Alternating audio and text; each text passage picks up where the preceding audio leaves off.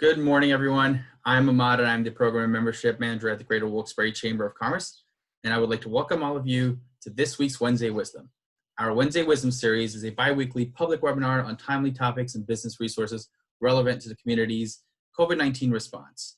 There are informational sessions with business and subject matter experts featuring an opportunity for you to ask questions for Q&A to support your business connectivity and sustainability. Before I go into the details of today's event, I just want to go over a few quick housekeeping items. All attendees will be in listen-only mode. If you do have a question or you would like to share, please raise your hand or enter that question in the chat, and we will ask it to the appropriate panelists.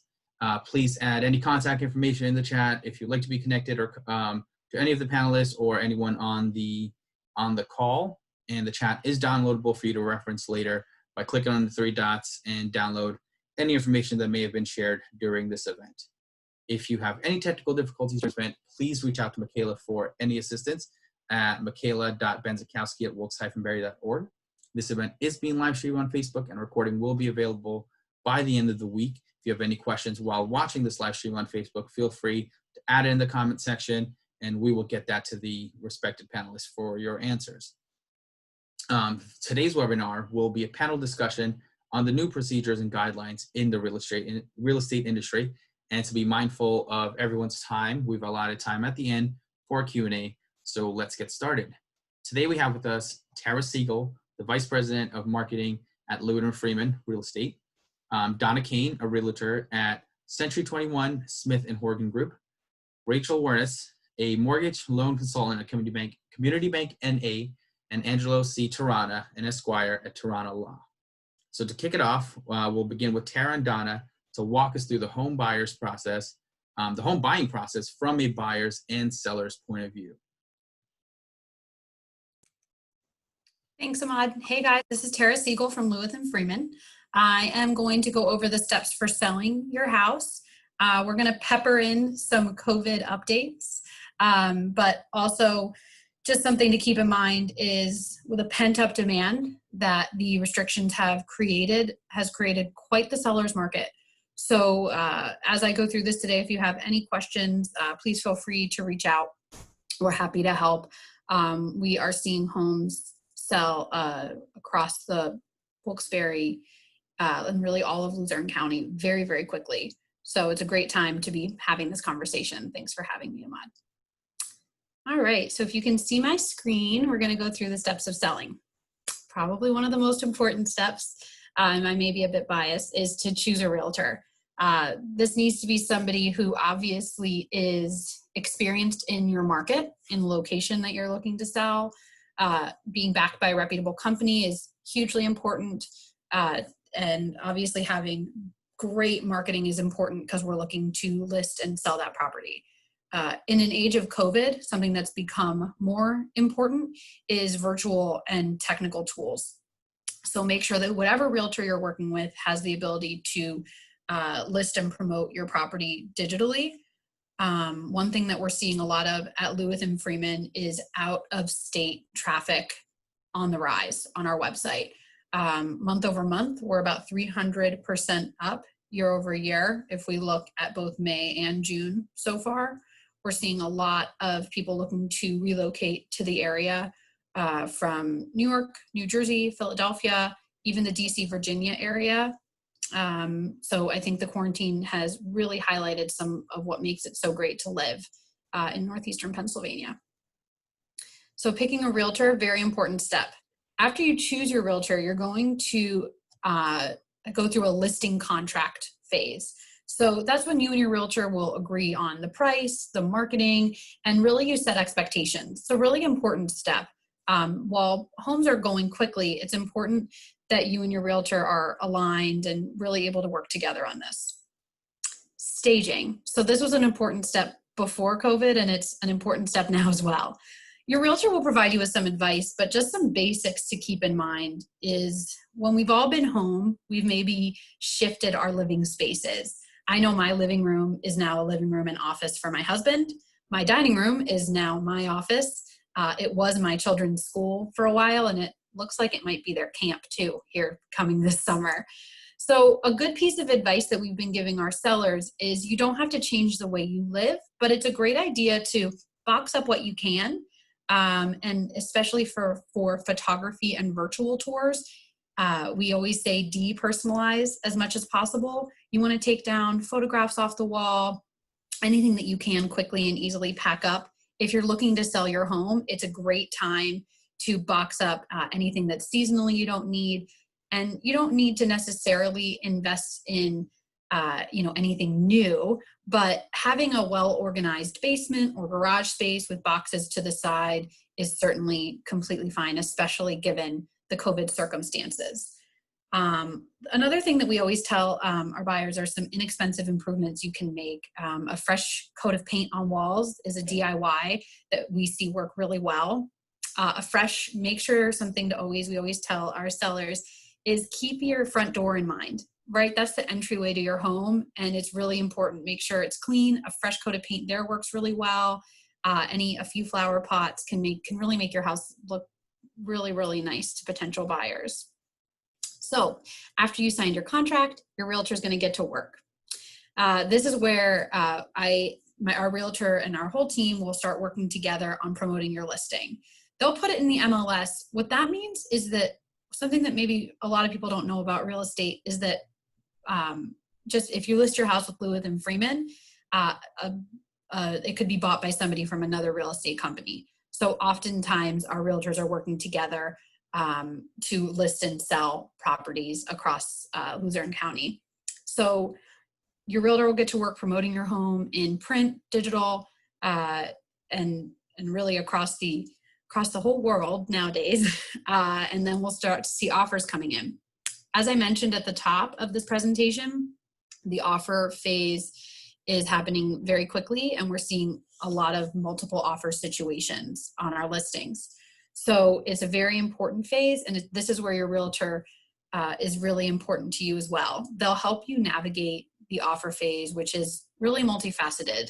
I know Rachel's going to discuss some of that later in our presentation, but it's important to know that the offer stage can include language like seller's assist, buyer's assist, and your realtor will help you guide you through all of that part of the selling process. So after you get an offer and you, let's say, accept it, you go on to inspection.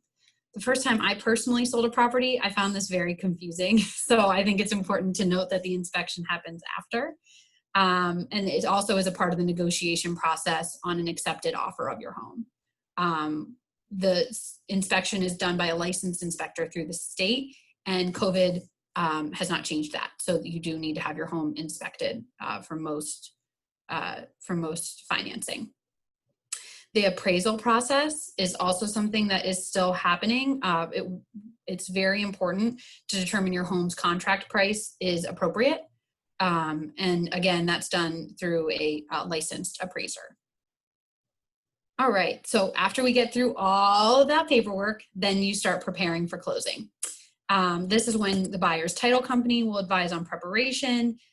This is where utility transfers take place, making sure the property lines are all laid out. Very important steps. And again, I think some of our speakers later will get into more of the details on that. Next is you start to pack your moving truck, which is fun. You have all your friends over and you have a packing party. So you gather everything you need. The one thing we always tell our sellers when you're packing is make sure to leave out anything that you might need last minute. We usually have like a box of cleaning supplies, a broom, and just some things to make sure, especially in a time of COVID, the last thing you'd want to do is accidentally pack up all your hand sanitizer and Clorox and everything. So we usually recommend keeping a box handy through the selling process. And then the last step is a walkthrough and closing. So this is maybe the most fun, and congratulations, you're on to your next property or your next home. The one thing to keep in mind, just as we go through this process, is there are a few changes with COVID. And I think Donna will discuss these, but you cannot have more than 3 people in a property at any time now. So that's important to note when you're going through this process, that likely the buyer's agent and the seller's agent will need to meet at a different location, because 3 people is not very many if you have a family like mine, which everyone wants to see the house. A few other tips that some of my realtors wanted me to share. They're all really busy today showing houses, but they wanted to share a few things that they are seeing in a time of COVID in listing houses. Leaving doors open helps people avoid touching your doorknobs. Leaving lights on helps them avoid touching your light switches when you're listing a home. And of course, I have to plug that we have tons of resources on tips and tricks to selling your home, staging your home, that you should just take a look at your leisure on our website, lewith-freeman.com. And I will pass it on over.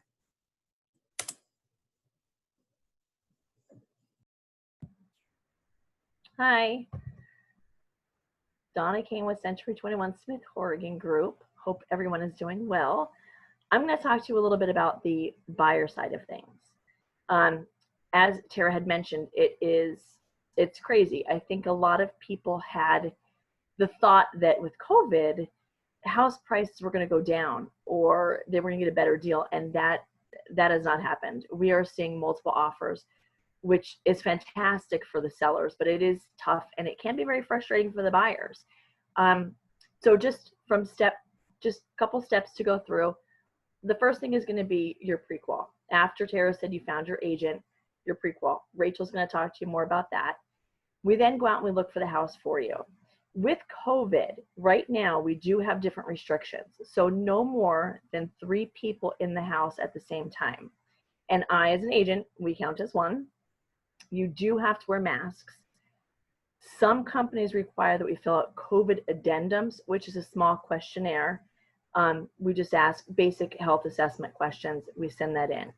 Some sellers may require us to wear like the shoe coverings or even gloves, and we'll just accommodate for that. That's fine. If you don't have them, we will certainly provide those for you. So let's say that we have your pre-qual. We're now going to house hunt, which is very exciting. We're going to take a look at the houses that you've picked that meet your criteria. We're going to go walk through. We'll schedule a time. And let's just say this is it. This is your house. You fall in love. The first step is we need to put an offer in. We put that offer in. We send it over to the seller. Once the seller accepts, this is where the fun kind of begins. We're now going to have inspections. As again, Tara mentioned, there's just always inspections, but it's for your benefit. There's things that I can walk through and point out, but as a licensed realtor, I'm not a licensed inspector, so I can't put out any of like the real meat and bones of the house. And you really want to know what you're buying. So that's your most important step, is going to be the inspection. And again, once we get that back, another great negotiation point. We're going to talk about things that maybe maintenance-wise, maybe you can do in the long run, but some other things that are essential that you really want it to be safe, so that when you buy the house, you can move in without any kind of worries.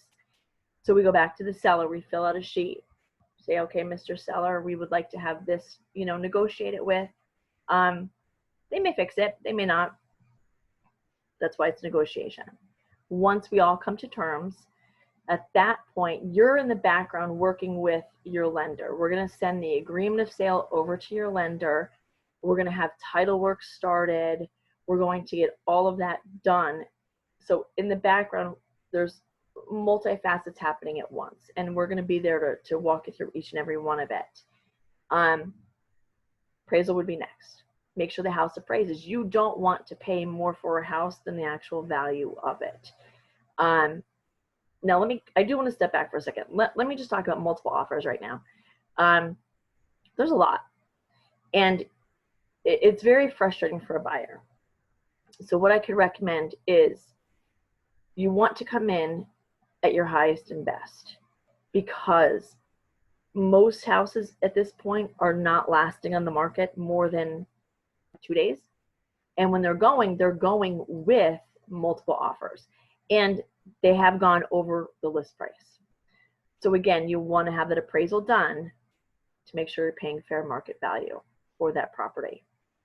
Once the appraisal is done, title in the background, that's all being conducted. We then make sure title is clean, clear, everything. We get to the closing table, which is the super exciting part. Now, part of that is also a little bit different now because of COVID. Normally, it would be your buyer's agent your listing agent, the sellers, the buyers. Sometimes they bring family because it's an exciting, experience. I know when we closed our house, our son actually got to sign the deed, and we were over at Terrana's office. They actually let him sign the deed. Well, right now, because of COVID, it's a little bit different. Some companies are doing it virtually. Some are setting up so that the seller comes in first, and then once the seller signs and leaves, then the buyer comes in. And they're requesting that only the person signing attends. So unfortunately, no more of the family or their kids, or, it's just more of a safety feature, just to have people who are only the ones signing come in, sign, and then be excused. So closing is a little bit different as well. It's still an exciting process. Throughout the whole thing, it can be frustrating, and you're going to have questions. It's, even if it's not your first time buying, you're going to have questions, as you should. And you want to find an agent and a company that is going to be there to answer your questions. If you don't get a phone call, what is the turnaround time for that agent to get back to you? Can they send a text message? Because with work schedules, it's always very crazy. So you really want to have all strong people on your side to get this done. That means your agent, your lender, your title, all working together to get this done, because it's a process, and it's fun, and it's exciting, and it's extremely frustrating, but we do what we can to take that frustration out and to make it more fun and exciting. Once you get to the closing table and you sign, as Sarah said, that's when you begin packing and you begin moving and get to make your house your home now. And it's exciting. I mean, it's a great time. With COVID, as I said, some things are a little bit different. Even with inspections, again, 3 people. Now that could change. I don't know when, but the masks are still going to be required. So if you want to go to an inspection, we just have to make sure that we have no more than 3 people in the house. That's the magic number, is 3. Say that it's a husband and wife and mom or dad, they want to come look at the house. We can still do that. What will happen is I would come in and I would take, say, 2 people, maybe husband and wife. We would do the tour. Then husband and wife can step out. We can bring mom and dad in, and then I would take them through. So I don't want you to be scared off thinking that we're only allowed 3 people. And I know a lot of people value their parents' opinions or their siblings or somebody that they know. We can work that out. That's not a problem. We can alternate, get them all in. Again, COVID forms, some require them, some don't. It's just a little questionnaire. Basically, have you been out of the area? Have you had COVID? Do you currently have a fever or a cough? Have you been exposed? Things like that. And that, say that you're a health professional and yes, you've been near people. That does not exclude you from buying a home. That does not exclude you from getting a tour and going in.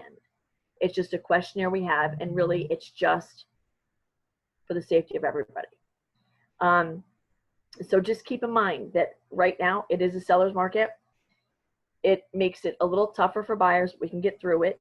We normally have, on average, I would say 15 to like 2,300 houses for sale. The other day we had 702. So we definitely have a housing shortage, which turns it into a big seller's market. So hang tight. I mean, the buyers, you're going to find that dream home and we're going to get it accepted. It's just a little different right now because of COVID. But we will get there. And then the other thing I want to touch on before I send it over to Rachel is the importance of getting a pre-qualification. There's so many different programs out there, but not all houses are going to qualify for that. Say that you get an FHA loan and there's a house that maybe needs a little more work. That loan may not work for that type of house. So the biggest thing is your agent and then your pre-qualification. Find out how much you're approved for, what type of loan you're approved for, and then we can begin the process.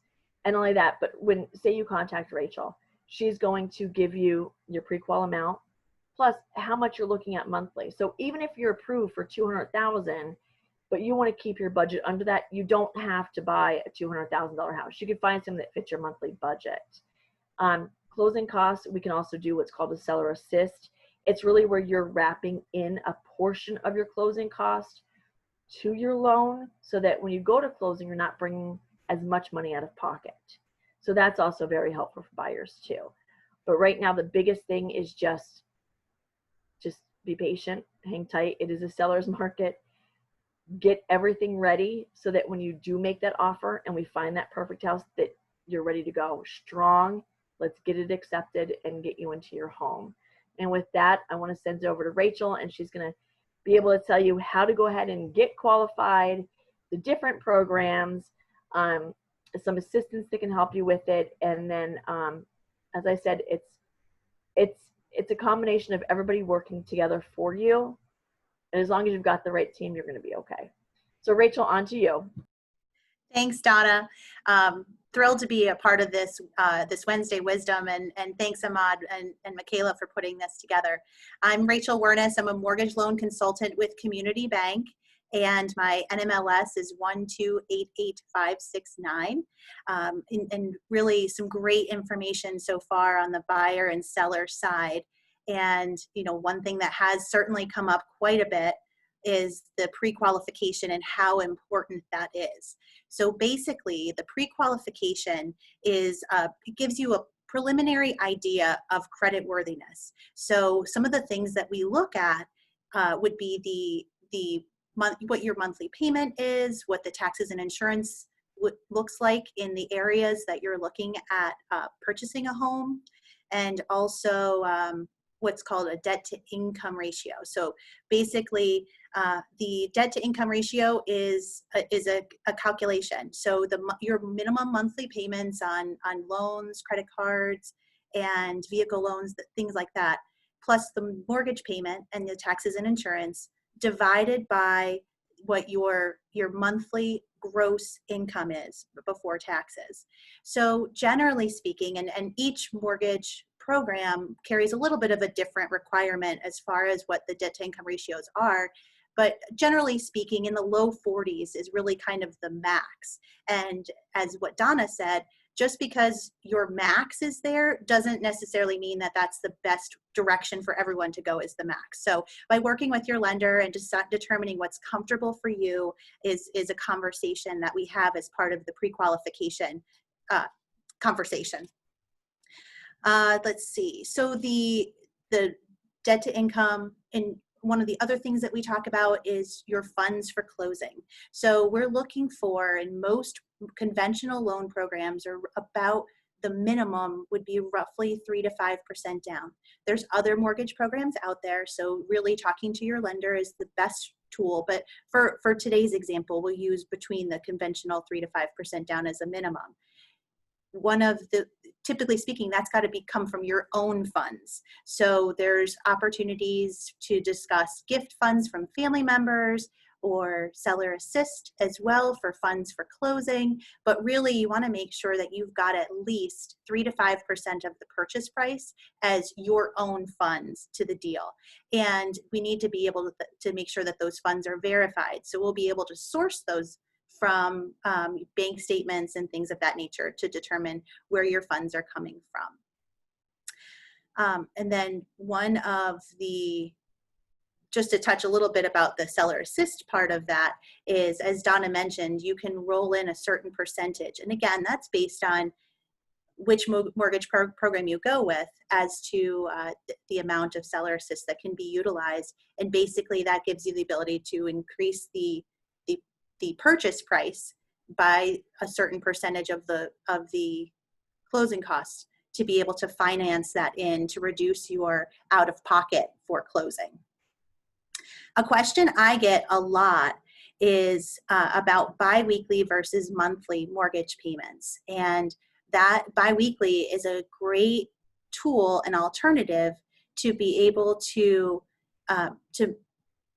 cut years off of your loan. So a standard 30-year mortgage paid biweekly cuts roughly 5 years off of your payments, which is a huge interest savings. And also for borrowers that have PMI or private mortgage insurance, so basically if you're putting less than 20% down, you have an additional payment of PMI. That, because of how the biweekly payment structure is, you save some money on your PMI as well, because you're already on pace to be under 80% faster by going biweekly than monthly. So there's just some really great tools and options for mortgage lenders to be able to talk to their borrowers and really find out what's best for clients. And at the end of the day, on the lender side of things, we are here to show you what your options are and really empower buyers to feel comfortable in making the right decision for them and what their financial outlook is, and really kind of customize for them what works. So the overall, in talking about lenders, one of the big things is, a lot of things can be done online, and local lenders and being able to talk to somebody that can walk you through the entire process, from getting ready to start about talking about your finances to calculating debt to income and making sure that you're a well-qualified borrower to be able to put those offers in, just goes to the fact of having somebody local that you can speak with and call or text or email and get those questions answered. Because like Donna mentioned, there's a lot of questions to be asked in the home buying process, and we welcome those questions. And as far as utilizing electronic resources, even with local lending, we still have the ability to utilize those electronic means and be able to utilize things like e-signature and be able to minimize in-person contact, especially during the pandemic, to be able to still get the job done and do it in a safe and compliant manner. So, and in one of those cases, the process has remained mostly the same, but we've kind of alternated how we handle those in-person meetings and still get the job done. We've been open all through the pandemic and utilizing electronic means. And while closings have changed a bit, we have seen a lot of great ways of getting the job done. And one of those facets it has been with working with Angelo over at Terrana Law and seeing how we can still go from the closings, which is my favorite part of the process, getting a chance to get everybody together and swap special stories about the house and answer questions and all of that. And that has kind of changed.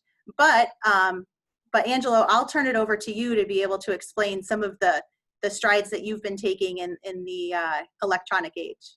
Great, thank you. Hello, everyone. On March 19th, when Governor Wolf set in place the stay-in order, the real estate community was deemed a non-essential business.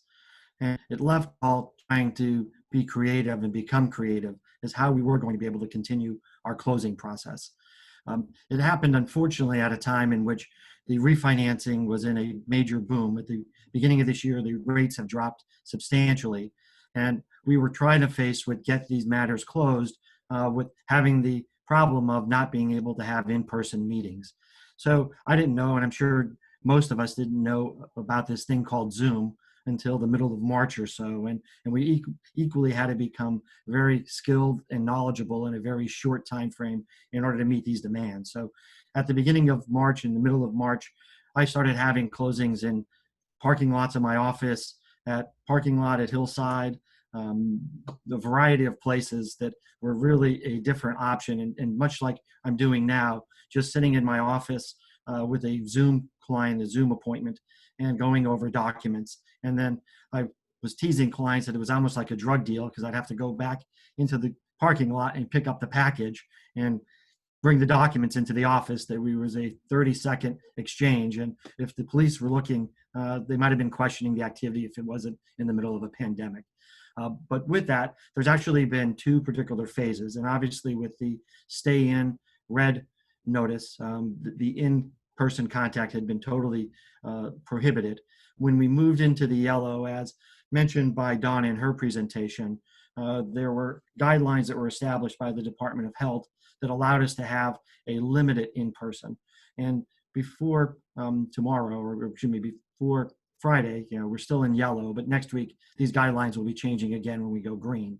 But currently, as mentioned, we are doing a Terrana Law separate transactions where we are having the sellers meet separately from the buyer, or having the seller's documents signed in advance of the buying side, and then having the buyers come in, and just limit it strictly to the interested parties. I used to love to have kids come in the office, or parents. As mentioned many times over the course of this presentation, it is a good time. I've only had a couple instances since 1990 when I became a lawyer of people wanting to kill themselves at each other at a closing table. So it's usually a fun spot and a fun opportunity to have this excitement, because it very rarely is. We all know it's one time in 7 years or so is the average that you purchase houses. So it's only a couple times in one's lifetime that you get to appreciate going through this particular process. But in that regard, again, getting back to what our pandemic had required us to do, it's truly just essential individuals. The Pennsylvania Board of Realtors, the Association of Realtors, have adopted their own guidelines and have asked realtors not to attend closings unless their presence is truly needed. And I've seen an influx of realtors adhering to that, to make sure that really the goal of us is to keep everyone safe and protected. So at least the real estate community has got our arms around the fact that we need to be all involved in ensuring that the pandemic does not spread any greater than it already has in our county. But as I mentioned, once we go green next week, the state will be issuing additional guidelines that will start softening up what we can do or not do. It's actually been a pleasure to us, though, even though I feel like I'm in a prison, not keep referencing criminal activity, but now with plexiglass and masks on, it makes a little bit different of a presentation when you're trying to go over legal documents. But just in regards to that, as I mentioned, it's just essential individuals and non-realtors and non-lenders. Rachel, though, is one of the few lenders in our community that actually does present herself to all the closings. The national lenders never do. They send their documents through some sort of electronic means, and they do not attend, and we just ship the documents back after. So it is always nice to see the loan officer coming in, because if there are any issues, they can be handled and addressed immediately, opposed to trying to get someone on the phone in order to rectify it. The next area I want to talk about for a couple minutes is just what type of documents needed to be signed at the actual closing table. And Rachel actually pointed it out as well in her presentation in regards to having documents signed electronically in advance. The documents at the time of the closing, there's two major documents, and one is known as a promissory note. The second is known as a mortgage, and all the other documents in that regard. Sorry, someone just walked in while I was speaking. I apologize. But in that regard, though, those are two of the only vital documents that actually need original signatures at time of closing. And most of the lenders have now created a e-signing or an e-closing process, where in advance of the actual closing date, the borrowers are subscribing onto a web service, and they are just electronically kicking in those docs so that they are pre-signed, and just a limited number of documents are signed actually at the closing in order to limit the time of in-person activity. So the lending institutions and community has gotten their arms around, again, trying to assure that the least amount of personal contact that can be available in order to accomplish the job is being done these days. And with that in mind also, the Pennsylvania's governor had issued back in the beginning of April what was known as a remote online notarization executive order. In the past and up until April 8th, the notary had to physically be in the presence of an individual in order to notarize a document. But the governor had instituted, and it expires the end of this month, the Senate has passed a bill that will extend it and keep it live. I believe there's 23 states in the country that allow remote notarization. And hopefully when the legislature, the House gets back online, under that regard, the bill will come into full force. But up until the end of this month, I now can go on a subscription, and Zoom and FaceTime are not allowed as an individual notarization remotely. There has to be a third party out there that primarily tries to authenticate that it's really the person. So that I use a company called Doc Verify that will prompt out some questions. It's much like when you're asking that your password get changed. They want to know what house address you lived in recently, or what was the name of your closest relative. And it'll give you a series of choices that you can pick so that they can identify that it's actually you who are assigning. But through the remote notarization, it actually grew into my estate practice and other areas of law that I handle, so that I physically can have documents taken care of electronically without having the necessity or need to meet people in public or in my office. That's about all that I have to offer. If anyone has any questions, or I know the whole group is ready, willing, and able to answer. Wow. First off, thank you to each and every one of you for providing such important information and updates on, just the new practices that anyone could see or, be ready for as they go out and purchase a new home or look at new homes to purchase. We do have some questions, and I guess I'll start with Rachel. If I do need to buy and sell, how does that work? If I need to buy and sell, how does that work on your end? That's a great question, Ahmad, and one we see quite a bit. There's a couple of different ways to handle that. We would look at potentially including where you live now in your debt to income ratio, in addition to the new house, to see how that works and qualifies. Because if you can span both houses, even if you anticipate it to be a short time, then that way that takes a little bit of the pressure off as far as having to make sure you need to vacate your existing home before you move to your new home. But it does happen quite a bit where you're using the proceeds from the sale of your current home towards the new home. And if you do that, there's that delicate dance of making sure that the timing aligns up. So you want to really make sure that you're communicating well with the agents involved, the title company involved, and the lender involved, to make sure that that everything aligns and funding happens properly and appropriately, and the closings line up. Great question. Thank you. And then in regards to closing and funding, there I have another question here. Can the stimulus funds be used towards the payments and closing cost of the house? Great question. So recently, we all received, or in the process of receiving, the government stimulus. And going back to the remark I made about being able to source where your funds for closing come from, that absolutely can be sourced. Similar to a direct deposit for your a tax refund that you may receive, we can be able to see either via check or by direct deposit that came from the government, similar to a direct deposit from your employer. As long as we can source it, we can use it in most cases. Good deal. I've a couple questions for Angelo in regards to closing and such. Under COVID-19, how long will a closing take? And then you mentioned an e-notary.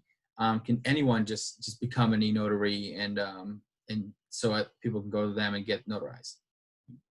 Generally, the closing these days are taking no longer than 35 minutes or so. With the advent of doing e-signing in advance, it even speeds up the process. In regards to an e-notary, you have to be an actual notary, licensed and commissioned in the state of Pennsylvania.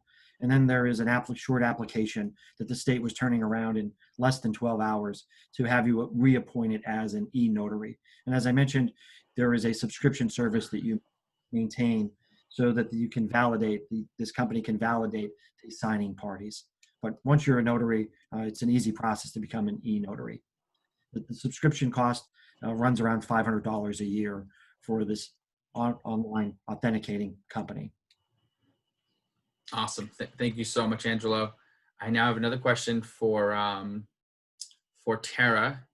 If someone's out of work due to COVID, is now a good time for them to take up real estate classes and become a realtor? There's no bad time to become a realtor. And I would say in this market, as Donna mentioned, we are short on listings, but there's plenty of buyers and sellers who are still looking for representation. The one thing I would note is you can take your classes online, but there are also in-person classes that will likely resume once restrictions are lifted. And when it comes to choosing a brokerage, you want to make sure you choose one that offers, a mentorship program and some guidance that can be done virtually or in person, because as we all know, we don't know what COVID-19 is going to do to us in the next few seasons. So just something to be sure that you keep in mind. Thank you. Thank you. Of course. Question for Donna here. What can I do if I'm looking to get my home ready to sell? What steps should I take? So that's a very, very good question. And there's a lot of things that you can do. One, you want to kind of depersonalize. I don't mean take the home out of home, but maybe not have so much personal items around. You want the buyers to be able to come in and picture their stuff there and how they're going to turn your house into their home. The other thing you want to do is maybe, if you can, do a fresh coat of paint. Some rooms, might need just a little bit of freshen up. Landscaping, spruce up the landscaping, as Tara mentioned before. Even if you just add like a hanging basket or some type of just color, that will help. Look around. One of the big things is deferred maintenance. And sometimes when buyers come through and see deferred maintenance, it makes them feel like maybe there's a lot of bigger things that maybe weren't done. So look for things like peeling paint. If maybe your porch has some peeling paint around, maybe even your outside window trim, touch it up. It's quick, it's simple, and on nice days like this, you can absolutely do that. The biggest thing is declutter. If and I've gone into houses and I've seen the fridge, and you can't see the fridge because they have, it's just covered. Things like that. Just put it in a box for now. You're going to sell your house, you're going to move, and look at it as a step of just getting ahead by pre-boxing some things. So really just make sure it's decluttered. Make sure that when the buyers come in that they can sense what it's going to look like with their stuff in here. And I do tell some sellers, walk outside, pretend you're the buyer. Look at your house. If you were the buyer, what would you be pinpointing? And those are the things that you want to fix. As a buyer, what are you looking at that's catching your eye that maybe you would want to change or just, again, adjust in a small way? Go through your house, do the same thing. Look at it through a buyer's perspective. If you were the buyer, what would be catching your eye in a good way? What would be catching your eye in maybe a not so good way? And then address some of those things. Thank you so much, Donna. That was very in-depth. I appreciate that. This next question is for Rachel. If before going and getting pre-qualified for a loan, if I wanted to look at my own credit report and I pulled that, does it affect it? Is there an impact on my credit report if I do that? So many people think that anytime their credit is pulled, that it's considered a hard inquiry. However, if you pulled your own credit, that's the only time that it's not considered a hard pull, with the exception of some marketing things that creditors are able to do. But generally speaking, if you go to a bank or look online at pre-qualifying through a financial institution or a mortgage lender, you're going to have a hard pull on your credit. However, if you pull your own credit, and one I recommend is annualcreditreport.com. So you're not signing up for any monthly servicing or anything like that. But federally, you can get one free credit pull per year of your own report from the three main trade lines: Experian, Equifax, and TransUnion. And really, by doing that and proactively checking that before you go to get pre-qualified can certainly save you a lot of money in the long run, because if there's something that's on there that is in error or something that had been taken care of that had not reflected that was taken care of, by doing some of those things, that can potentially increase your score and help make it a little easier on either qualifying or by saving money through your closing costs and your potentially your PMI. So it's a good recommendation to do, and check your own.